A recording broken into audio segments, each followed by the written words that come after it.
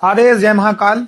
क्या आपके साथ ऐसा हो रहा है कि आपका व्यापार बहुत अच्छा चल रहा था, लेकिन अचानक उसे किसी की नजर लग गई और काम ठप हो गया?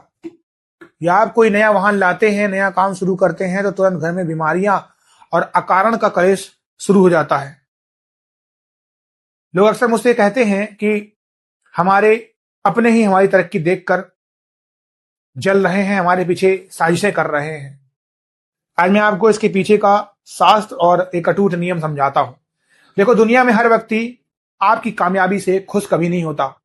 जब आप आगे बढ़ते हैं तो कुछ लोगों के भीतर की भावनाएं आपकी तरफ नकारात्मक तरंगे भेजती हैं, और इसके पीछे के मैं 3 प्रमुख संकेत बताऊंगा और लक्षण बताऊंगा। सबसे पहला लक्षण, समाज या कार्य क्षेत्र में आपका सम्मान अचानक बिना किसी कारण के घटने लगता है और लोग आपके सीधे स्वभाव का गलत फायदा उठाने लगते हैं। दूसरा लक्षण, आपके मन में अकारण की उदासी, एकाग्रता की कमी और हर समय एक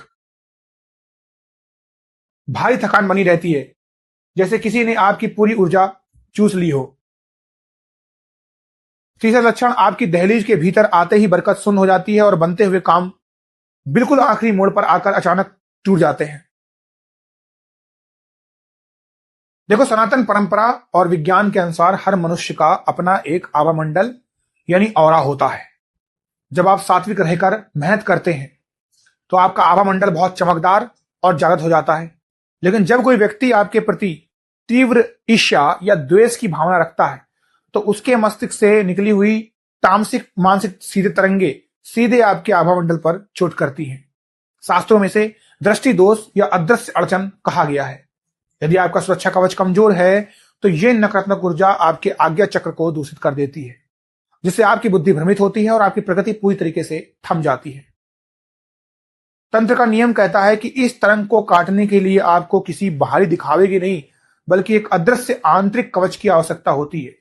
इस अदृश्य कवच को जागृत करने का नियम अब मैं बता रहा हूं, उसे सुनिएगा और अपनी जिंदगी में अप्लाई करिएगा। सबसे पहले, अपनी तरक्की, मुनाफे और भविष्य की योजनाओं का ढिंडोरा कभी किसी के सामने मत पीटो। अपने काम को पूरी तरीके से गुप्त रखो। दूसरी बात, रोज सुबह पूजा करते समय अपने मस्तक के मध्य यानी दोनों भवों के बीच सात्विक चंदन या भस्म का तिलक कड़े अनुशासन के साथ लगाओ। यह आपके आज्ञा चक्र को सुरक्षित रखता है।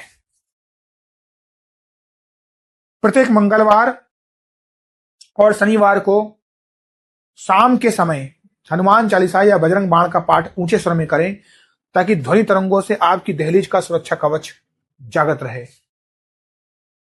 इस अदृश्य कवच को और अधिक अभेद बनाने तथा घर के वायुमंडल को पवित्र रखने के लिए रोज सुबह शाम पूरे घर में शुद्ध भीमसेनी कपूर का प्रज्वलन अवश्य करें। आप चाहें तो इसके लिए शुद्ध पूजन सामग्री का भी उपयोग कर सकते हैं जो प्रमाणिक हो, क्योंकि इससे दिव्य सुगंध आपके आसपास की हर मलिन सोच और नकारात्मक तरंग को दहलीज से बाहर खदेड़ देगी। आपके आवामंडल को इतना शक्तिशाली बना देगी कि कोई भी बुरी शक्ति आपकी तरक्की को छू नहीं पाएगी।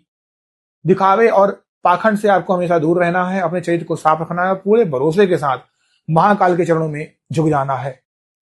कल्याण हो। आदेश। जय महाकाल।